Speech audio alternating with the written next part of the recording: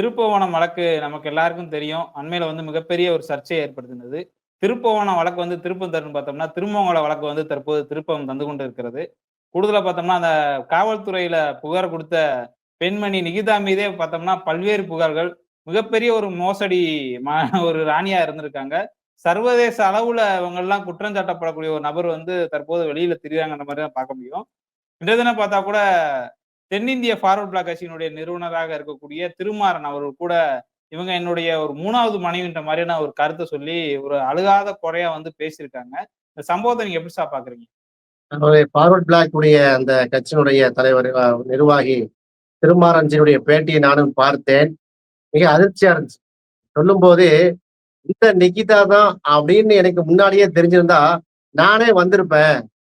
ஆசை ஆசையா நான் தலைக்கு தாலி கட்டின மனைவி பொண்டாட்டி. அவங்க ஃபேமிலில இருந்து 15 பேர் தான் என் கல்யாணத்துக்கு வந்தாங்க. நான் அவ்ளோ விஐபிய கூட்டு வச்சு மேரேஜ் பண்ணேன். ஃபர்ஸ்ட் நைட்லயே ஓடி போயிட்டேன் அந்த அம்மா. போயி என்னோட பஞ்சாயத்து பண்ணி, அவங்க அப்பாக்காரரு. அதாவது அவரு வந்து டெப்டி கலெக்டரா இருந்திருக்காரு. சப் கலெக்டரா இருந்திருக்காரு. யாரு? நிகிதாவுடைய அப்பா. ரூ. 10,00,000 வந்து அண்டர் கிரவுண்ட்ல வாங்கிட்டு தான் டிவோர்ஸே வந்துட்டு சைன் பண்ணி குடுத்தாங்கங்கிற அளவுக்கு சொல்றாரு என்று சொன்னால், இந்த நிகிதா வந்து எந்த அளவுக்குள்ள ஒரு டுபாங்கூரான ஆளுங்கிறது தெளிவா தெள்ளத் தெளிவா தெரியுது. அப்ப இவங்களுக்குள்ள இன்ஃப்ளூயன்ஸ் அவருடைய அப்பா வந்து ஒரு கலெக்டர் ஐஏஎஸ் ஆபீசரா இருந்த காரணத்தால, கீழ தமிழ்நாட்டுல இருந்து டெல்லி வரைக்கும் உள்ள அந்த நெட்வொர்க்ல அவங்க வந்து நிறைய ஐஏஎஸ் ஆபீசரா பழக்கப்படுத்தி வைத்திருக்கிறார்கள். அதன் அடிப்படையில அந்த மதுரையில இருந்து அந்த திருமலங்கம் போலீஸ் ஸ்டேஷன்ல இருந்து எல்லா மாவட்டத்துடைய எஸ்பிகளும் இவங்க கண்ட்ரோல்ல இருக்கும் போல தெரியுது. 2011 நிகிதா மேல ஒரு வழக்கு. பல லட்சம் பேர், பல லட்சம் கோடியை தாண்டிட்டுன்னு வைங்களேன். அந்த ஒரு ஆளு பேட்டி கொடுக்கிறார். நிகிதாட்ட நான் மட்டுமே வந்து கிட்டத்தட்ட 3 பேர் சேர்ந்து 16 லட்சம் கொடுத்தோம். ஒரு பெரிய பட்டியலே எடுக்கிறார். சென்னையில ஒரு 4 பேரை சொல்கிறார். மதுரையில 4 பேரை சொல்கிறார். இவங்க எல்லாம் பணம் வசூல் பண்ணியிருக்காங்க. லட்சக்கணக்கில், கோடிக்கணக்கில். என்ன அரசாங்க வேலை வாங்கி தருகிறோம் என்ற பெயரில பணத்தை வாங்கி மோசடி செய்த புகார் இருக்கிறது. திருமங்கலம் காவல் நிலையத்துல, மதுரை திருமங்கலம் காவல் நிலையத்துல 2011ஆம் ஆண்டு நிகிதா அவருடைய தாயார் சிவகாமி மேல புகார் இருக்குது. 14 வருஷம் என்ன செஞ்சாங்க? 14 வருஷம் வந்து இந்த புகாரை வாங்கி வைத்துக் கொண்டு என்ன நடவடிக்கை எடுத்தாங்க காவல்துறை? எவ்வளவு மெத்தன போக்கு பாருங்க. அப்ப காவல்துறைக்கும் இந்த சிவகாமிக்கும் நிறைய லிங்க் இருக்குது கண்டிப்பா தெரியுது. காவல்துறையில் இருக்கக்கூடிய கருப்பாடுகளுக்கும் இந்த நிகிதாவுக்கும் நிறைய ஒரு அட்ஜஸ்ட்மெண்ட் இருக்கிறது தெளிவா தெரிகிறது. இவங்களோட புகார்ல வாங்கி கொண்டு தனிப்படை அமைத்து அநியாயமாக ஒரு ஒரு இளைஞரை அடித்து கொண்டு விட்டார்கள் என்று ரொம்ப மனசு வேதனையா இருக்கு. லாக்அப் டெத்துகள் ஏதோ நடந்திருக்குங்க. காவல்துறை வந்து விசாரணை கூட்டு போய் அடிச்சு நிறைய பேரை ஜெயராஜ் பெனிக்ஸ் வாய் ஆட்களை வந்து கொலை பண்ணிக்கிட்டாங்க. இது இந்தியாவுல நடந்து கொண்டிருக்கிறது. தமிழ்நாட்டுல மட்டும் இல்ல, தமிழ்நாட்டை விட அதிகமா குஜராத்லயும், மத்திய பிரதேசத்திலையும், மகாராஷ்டிராலையும், உத்தரப்பிரதேசத்திலையும் கடும் கடும் கரும்பு உணவமாக இருக்குது. ஆனா தமிழ்நாட்டில் நடக்குது. அந்த அளவுக்கு இல்லாவிட்டால் தமிழ்நாட்டுல வந்து இந்த மாதிரி டெத் நடக்குதுன்னு வைங்களேன். இப்படிப்பட்ட ஒரு மோசமான ஒரு பேக்ரவுண்டு கொண்ட பின்னணி கொண்ட ஒரு பெண்மணிகிட்ட வந்து பெட்டிஷனை சொன்னாங்க. அது பெட்டிஷன் வாங்காம, எந்த விதமான எழுத்து ரீதியான புகார் வாங்காமல் நீங்க வந்து இவங்க அடிக்கிறாங்கன்னா, அடித்து கொண்டிருக்காங்கன்னா, அந்த காவல்துறை நம்ம என்னவென்று சொல்றது? அவ்வளவு மோசமான பேக்ரவுண்டா இருக்கு. நிகிதாவுடைய பேக்ரவுண்டை நம்ம வந்து நோண்டி பார்க்கும்போது அசிங்கமா இருக்கிறது. குறிப்பா முழுக்க முழுக்க அவங்க பாஜகவுடைய ஊதுகளா இருக்கிறாங்க. சங்கி கூட்டத்தோட ஃபுல்லா அவங்க அவங்க போட்டிருக்கிற ட்விட்டர் பதிவு, அவங்க போட்டிருக்கிற பேஸ்புக் பதிவு, அவங்களுடைய எழுத்துக்கள் எல்லாமே பாத்தீங்கன்னா, அண்ணாமலை ஆர்மியில அவங்க இருப்பார்களோ சந்தேகம் வருகிறது. சந்தேகம் இல்ல, அவ்வளவு போய் இதுல கூடுதலா பார்த்தோம்னா, இப்ப யார் இந்த நிகிதான்ற மாரியான பல்வேறு மோசடி புகார்கள மட்டும் தான் பல்வேறு ஊடகங்கள் வந்து பேசிக்கிட்டு இருக்காங்க. குறிப்பா பார்த்தாங்கன்னா கூட மெயின் ஸ்ட்ரீம் மீடியா கூட இதத்தான் பேசுறாங்க. இவங்க எந்த பின்புலத்தை சேர்ந்தவங்க? ஏன்னா, கடந்த காலங்கள்ல பார்த்தோம்னா, 2011 துணை முதல்வரா இருந்த மு.க. ஸ்டாலின் அவங்களுடைய பிஏ குறிப்பிட்டு பேசியிருக்காங்க. தற்போது அவங்களுடைய செயல்பாடு என்ன? இவங்க யாரு? உண்மையிலேயே இவங்க நிகிதா என்ற பெண் யார் சார்? ஒரு சீட்டிங் பேர் வழி வந்து எனக்கு மோடியே தெரியும், டொனால்டு ட்ரம்ப தெரியும் சொல்லதான் செய்வாங்க. டொனால்டு ட்ரம்ப தெரியும் எனக்கு, ஈரானுடைய அல் கொமேனியை தெரியும்னு சொல்லத்தான் செய்வாங்க. அதன் அடிப்படையில இங்க அன்னைக்கு முதலமைச்சரா இருந்த கலைஞரை தெரியும், துணை முதல்வர் இருந்த ஸ்டாலினை தெரியும் சொல்லி உதாரணம் விடுறது தானே. அப்படி விட்டா, ஆனா அவங்களுடைய ஒரிஜினல் பேக்ரவுண்ட பார்க்கும்போது முழுக்க முழுக்க அவங்க பாஜக ஆதரவால தெரியுது. பிரதமர் மோடியை புகழ்ந்து நிறைய விஷயம் எழுதியிருக்காரு. எந்த அளவுக்கு என்று சொன்னால், ராமர் கோயில் திறப்பு விழாவுக்கு சென்ற சங்கராச்சாரியர்கள் அந்த போட்டோவை போட்டு, மோடி போஸ்ட் கொடுப்பார்ல, அதை போட்டு மேல வந்து ஒரு இஸ்லாமியர்களும் கிறிஸ்தவருடைய போட்டோவையும் போட்டு, அதாவது இந்த கிறிஸ்துமஸ் அன்னைக்கு வந்து ஒன்று கூடுவாங்கல்ல பிஷப்லாம், அந்த போட்டோ இருக்கு. அதுக்கு மேல இஸ்லாமியர் பக்ரீத் பிறநாளை கொண்டாடுவாங்கல்ல, இப்போ ஒண்ணா இருப்பாங்க எல்லா அரசியல்வாதிகள் வந்து நோன்பு கஞ்சி குடிப்பாங்க, அந்த போட்டோவை போட்டுட்டு இந்த அம்மணி எழுதியிருக்கு நிகிதா. ஃபர்ஸ்ட் 2 போட்டோவும் சரி என்று சொன்னால், பிரதமர் நிக்கிற சங்கராச்சாரியர் போட்டோ எப்படி தப்புன்னு சொல்லுவீங்க கேக்குறாங்க. நாங்க எங்க எங்க தப்புன்னு சொன்னோம்? மோடி வந்து முழுக்க முழுக்க RSS தெரிஞ்சதான் நாங்க வந்து பிரதமர் சொல்லிட்டு இருக்கிறோம். யாரும் தவறுன்னு சொல்லவே இல்லை, யாரும் சொல்லவே இல்லை. அவரு வந்து மோடி சங்கராச்சாரியோட நிப்பாரு, அவர் மதச்சார்பற்ற கொள்கையில வந்து கொஞ்சம் கூட வந்து இல்லாதவர் தான் தெளிவா நடவடிக்கை காட்டி கொண்டுதானே இருக்குது. அதுக்கு எழுதியிருக்காங்க ஒண்ணு. 2வது அண்ணாமலையை புகழ்ந்து எழுதியிருக்காங்க. அண்ணாமலை அப்படி செஞ்சுட்டார், அண்ணாமலை இப்படி பண்ணி விட்டார். அனைத்து பாஜகவுடைய நிறைய நிர்வாகியோட நின்று போஸ்ட் கொடுக்குறாங்க. ஒரு ஆட்டுக்குட்டி இருக்குல்ல, ஆடை எடுத்து அவன் முத்தம் கொடுக்குற மாதிரி ஒரு போஸை கொடுத்துட்டு சொல்லியிருக்கிறாங்க, தயவு செய்து அந்த ஆட்டை அறுக்காதீங்கிறாங்க. எதை சொல்றாங்கன்னு தெரியல, அண்ணாமலை சொல்றாங்களா வேற யாரையும் சொல்றாங்களா தெரியல. சைவ சித்தாந்தத்தை பத்தி அண்ணாமலை நீங்க சொல்லணுமா? இல்லைங்க, கேட்கிறேன். அண்ணாமலை ஆறுமே எடுத்துக்கிட்டு ஆட்டை காமிச்சு அறுத்துறாங்க பாவம்னு சொல்றாங்கன்னா யார சொல்கிறார் சூசாமா என்று தெரியவில்லை. அந்த உள்குத்து அரசனுக்கு போக தெரியும். இவர் சைவ சித்தாந்தத்தை மாதிரி பேசுறாங்க. ஆனா இவருடைய கணவர் திருமாறன் சொல்றாரு, எனக்கு முன்னாடியே அவங்க 3 கல்யாணம் பண்ணியிருக்காங்க, 15 நாள்ல 3 கல்யாணம் பண்ண சீட்டிங் பேர் வழி அப்படின்னு சொல்றாங்க. நிச்சயமாக வந்து நகை மேற்றே இருக்காது, நகையெல்லாம் இவங்க களவு கொடுத்துருக்கவே மாட்டாங்க. இவங்களுக்கு வேலையே வந்து போலீஸ் துறையை சில ஆட்சியுடைய போலீஸ் ஆபீசர் பேரெல்லாம் சொல்றாரு திருமாறன். போலீஸ் ஆபீசர் அவனை என்ன பாடுபடுத்துறாங்க அப்படின்னு அர்ஜுன் சம்பத்தை வைத்துக் கொண்டுதான் பேசுகிறார். அப்ப அவரு ஒரு சங்கி கூட்டம் இருக்கு, அப்ப எல்லாமே சங்கிகளா இருக்குது. திருமாறன்ஜி வந்து மேரேஜ் பண்ற அளவுக்கு இந்த நிகிதா போறாங்கன்னா எப்படி பேக்ரவுண்டுக்கு யோசிங்களேன், சிந்திங்களேன். அப்ப அவரே சொல்கிறார், இவங்க வந்து நிச்சயமாக இது இருக்காது, அந்த நகை மேற்றே இருக்காது. நம்ம கூட கொஞ்சம் யோசிச்சு பாருங்களேன். இப்ப நம்ம கார்ல செல்றோம், நகையை கலட்டி காரணம் வைப்போமா? சரி வைத்தாலும் நான் கேட்கிறேன், அப்படியே கார்ல கலட்டி வச்சுக்கிறோமா ஒரு பேச்சுக்காக வேண்டி? கோயிலுக்கு நகை போட்டு போக வேண்டாம், பக்தி ஒரு உச்சகட்டத்துல வச்சு அப்படிலாம் கிடையாது. கோயிலுக்கு நிறைய பேர் நகையை போட்டு வர்றாங்க, சரி பேச்சுக்காக வந்து நகையை கலட்டி வச்சாலும் வச்சுக்கிறோமே. யாருன்றே தெரியாத அஜித் குமார் கையில கார் சாவி கொடுப்போமா? கார்ல நகை இருக்குன்னு தெரியுது, எப்படி கார் சாவி கொடுக்க முடியும்? சிந்தனைக்கு வருதா இல்லையா? அப்ப இதுல இருந்தே தெரியல, அப்ப குதிரைக்குலாம் தெரியுது. அப்ப சார் கார் ஓட்ட தெரியாதுன்னு சொல்றாரு அவர். அஜித் குமார் எனக்கு கார் ஓட்ட தெரியாதுப்பாங்கிறாப்ல. அப்ப காரை ஓட்டினது யாரு அப்படிங்கிற இன்வெஸ்டிகேஷன்ல 5 பேரை விசாரிச்சிருக்காங்க, புரியுதா? அப்போ அந்த கார்ல நகையும் இல்லை. திருமாறன் சொல்ற மாதிரி அந்த நகைங்கிறதே டுபாங்கூர்னு தெளிவா தெரியும். ஏன்னா அவ்வளவு ட்ராக் ரெக்கார்டு மோசமா இருக்குங்க, இந்த அம்மனிபுர ட்ராக் ரெக்கார்டு அவ்வளவு மோசமா இருக்குது. அவங்க வந்து எழுதுறாங்க கண்ணா பின்னாண்டி. மோடியுடைய படத்தை போட்டு இவருடைய படத்தை போட்டு பிஜேபியுடைய கேம்பெயின் அதை போட்டு சிலாகித்து எழுதியிருக்காங்க. எப்படி தெரியுமா? அப்படின்னு முழுக்க முழுக்க இவங்க வந்து ஒரு RSS உடைய வந்து ஊழிய பெண்ணா இருந்திருக்க வேண்டும், அல்லது வந்து ஏதாவது ஒரு சங்கீத பிரச்சார பீரங்கியா இருந்திருக்க வேண்டும். இந்த மாதிரியான அண்ணாமலையை வாழ்த்துறது, பிரதமர் மோடியை வாழ்த்துறதை வச்சு மட்டுமே அவங்களை சங்கின்னு முத்திர குத்திட முடியுமா? இல்லைங்க, நம்ம அப்படி சொல்லவில்லை. அவங்க சங்கியா இருக்கட்டும், சங்கி இல்லாம இருந்துட்டு போகட்டும். செய்த இந்த மாதிரி ஒரு ட்ராக் ரெக்கார்டுக்குள்ள பெண்மணியை வந்து நீங்க எப்படி போலீஸ் அணுகிருக்க வேணும்னு நான் கேட்கிறேன். அதுக்காக பாஜக தப்பு செய்ய மாட்டாங்களா? சரி, பாஜக மத்த கட்சிகள் தப்பு செய்ய மாட்டாங்க, அப்படி இருக்க வேண்டாம். இந்த பெண்மனுடைய பின்புலம் பார்த்தோம்னா முழுக்க முழுக்க பாத்தீங்கன்னா பாஜகவுடைய வந்து பிரச்சார பீரங்கியா செயல்பட்டு இருக்காரு.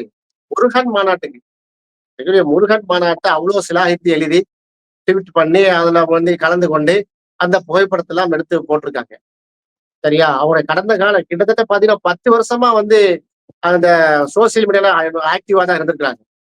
அனைத்துமே பாத்தீங்கன்னா RSS சித்தாந்தத்தை வந்து சொல்லியிருக்கிறாங்க, முழுக்க முழுக்க வந்து பாஜகவுடைய ஏதாவது சொல்லியிருக்கிறாங்க. அதெல்லாம் இருக்கட்டும். இப்போ ADSP சுகுமாரன், மானாமதுரை DSP இவங்க எல்லாம் பேர்கள்லாம் அடிபடுது. அவங்களுக்கும் இந்த நிகிதாவுக்கும் என்ன டீலிங்கு? அதாவது சிவகங்கை மாவட்டத்துல நடந்த ஒரு திருட்டு புகாருக்கு மானாமதுரையில இருந்து எப்படி வந்து ஸ்பெஷல் டீம் வச்சாங்க? யார்கிட்ட கேட்டு வச்சாங்க? சிவகங்கையில ஸ்பெஷல் டீம் கிடையாதா? கான்ஸ்டியூஷனுக்கு எதிராக அவ்வளவு அப்பட்டமான விதிமீறல், அனைத்து சட்டங்களையும் குப்பையில தூக்கி போட்டிருக்காங்க. போட்டுட்டு காவல்துறை அடிச்சு கொள்றாங்க யார? அஜித் குமார். அந்த அளவுக்கு இந்த நிகிதாவுக்கும் காவல்துறைக்கு என்ன டைப்னு கேக்குறேன்.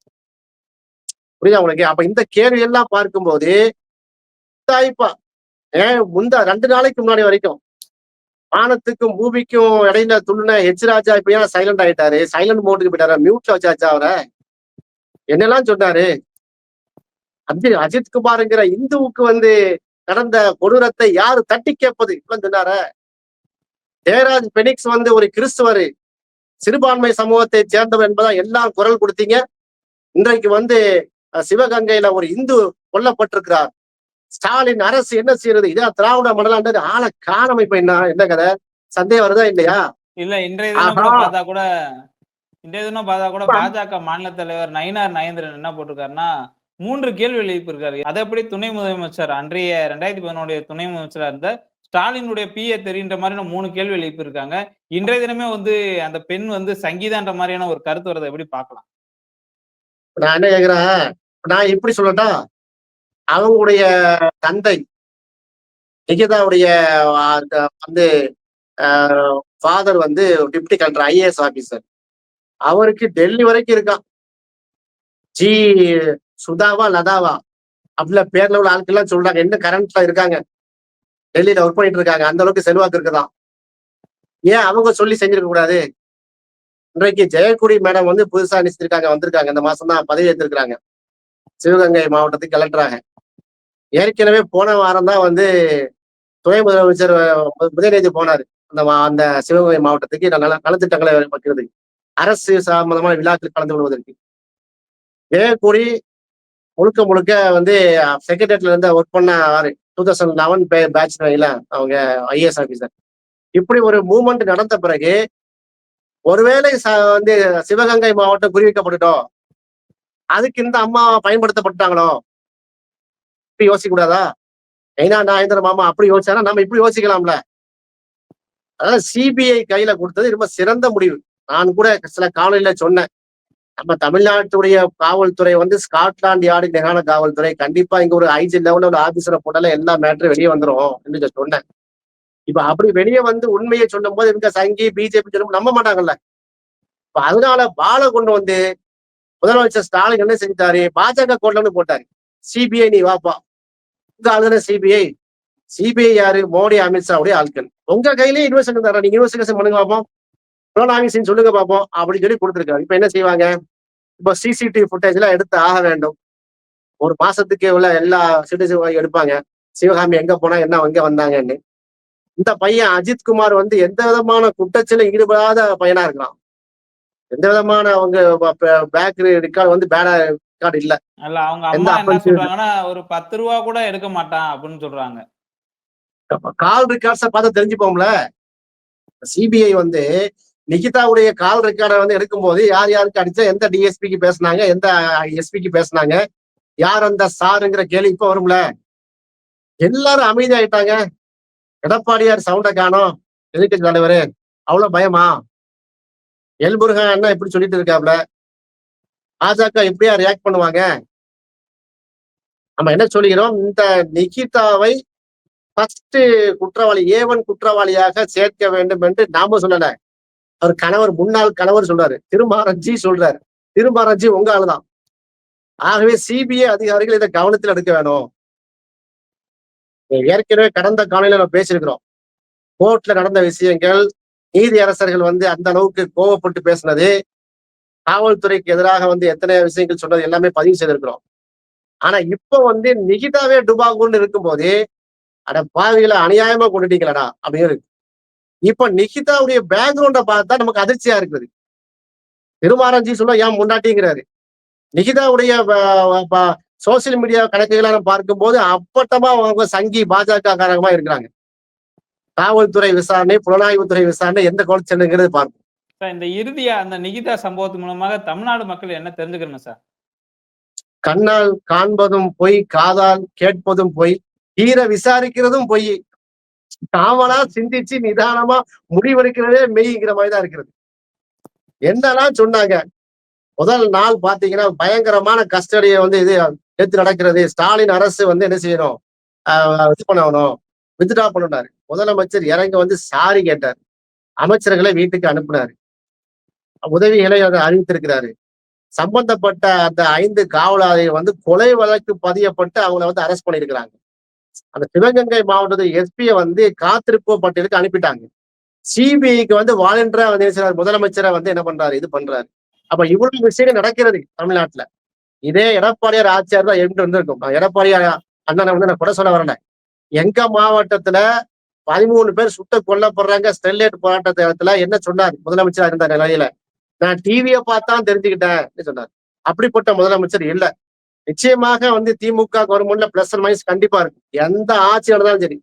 ஏன் நீங்களே முதலமைச்சரா இருந்தாலும் சரி 100% குற்றச்செயலை குறைத்து விட்டா செய்ய முடியாது. அப்படியா நம்ம ஒரு விவாதத்துக்காக ஸ்டாடால பேசலாம். அதான் நாட்டுல 100% குற்றச்செயலை குறைக்க முடியாது. 1, 2 நடக்கத்தான் செய்யணும். அதற்காக எப்படி வந்து ஒரு எதிர்கட்சிகள் எப்படி செயல்பட்டாங்க? எதிரி கட்சியாக செயல்பட்டார்கள். ஆக நாட்டுல என்ன சம்பவம் நடந்தாலும் உடனடியாக ஸ்டாலின் ஆட்சியை விலகணும். திராவிட மாடல் ஆட்சி லட்சணம் இதுதானான்னு சொல்லக்கூடியவர்களை இனி வரக்கூடிய கருத்தை கொஞ்சம் பரிசீலனை செய்யுங்க. இது மக்களுக்கு சொல்றோம். 2வது கவர்மெண்ட் கொஞ்சம் சுதாரிப்பா இருங்கிறோம். இது போன்ற சீட்டிங் பயிர்களையும் விட்டு வச்சிருக்கீங்க. 2011 அந்த நிகிதா வந்து இவ்வளவு டுபாங்கூர் வேலை பார்த்து வச்சிருக்காங்க. அரசாங்க பதவி தருவேன்னு சொல்லி, அது முதலமைச்சர் ஸ்டாலின் இருக்குன்னு சொல்லி, அப்ப இருக்கக்கூடிய துணை முதல்வர் அந்த இவ்வளவு வேலை பார்த்து வச்சிருக்கு. அவங்கள ஒரு எஃப்ஐஆர் இருக்கு. அந்த வழக்கை விரைந்து முடிக்க வேண்டியதானே? அன்னைக்கு பண்ணியிருந்தா அன்னைக்கு பிரச்சனை வந்திருக்குமா? ஆக திமுக ஆளக்கூடிய தமிழ்நாடு அரசும் சுதாரிப்பா இருக்க. காவல்துறையால அந்த அரசுக்கு மிகப்பெரிய கெட்ட பேர், கடுமையான கெட்ட பேர்னு வைங்களேன். காவல்துறை வந்து ஏதோ கங்கணம் கட்டி செயல்படுற மாதிரி இருக்கு. ஆட்சியை சோழியை முடிச்சிடணுங்கிற முடிவு கண்டாலும் என்னமோ தெரியல. எல்லா இடத்துலயும் பிரச்சனை தானே இருக்கிறது. இன்றைக்கு வந்து சிறப்பான ஒரு முடிவை சொல்லியிருக்காரு. எல்லா மாவட்டத்தில் இருக்கக்கூடிய ஸ்பெஷல் குரப்ல கலைச்சிட்டாரு. அந்த அளவுக்கு வந்து முதலமைச்சருக்கு நிர்பந்தம் வருதா இல்லையா? ஆக இதையெல்லாம் கவனித்துக் கொண்டு மக்கள் முடிவெடுக்க வேண்டும். அரசியல் களம் சூடு பிடித்து விட்டது. நாட்டுல என்ன சம்பவம் நடந்தாலும் கண்ணால் காது போய் நம்ம காதால் கேட்கறது போய்கிற அளவுக்கு இருக்குது. அவதூறுகளும் குப்பைகளும் அள்ளி மலிவா வந்து கிடைக்குது. நாம் அன்னப்பறவையாக இருந்து கொள்ள வேண்டும் என்பதை இந்த பேட்டின் வாயிலாக சொல்லிக் கொடுக்கிறேன். நீதா அவர்களுடைய மோசடி குறித்தும், திருமாறன் அவர்களுடைய கண்ணீர் கதை குறித்தும் பல்வேறு கருத்துக்களை பகிர்ந்தமைக்கு மிக்க நன்றி சார். நன்றி.